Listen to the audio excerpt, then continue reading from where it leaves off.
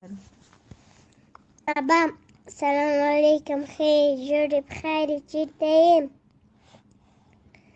خو ابا هغه د مجاهدین چې راغلل سلام علیکم مې ورسره وکړل.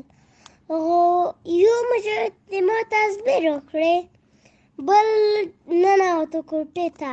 هغه پوس انورې وکتې هغه چې دغه هغه پکې دي، دغه بړستنې دي خوب شیان، هغه انورې بدن یې هغه انورې واضح کړې.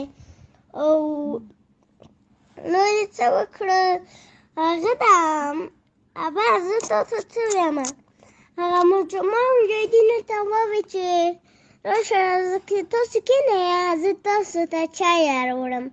او دوی وویل چې نه خیر، چې موږ وخت نه لرو، موږ ځو. او وی چې موږ ځو هلته اوزې ته ځو چې وخت نه لرو. والله خدای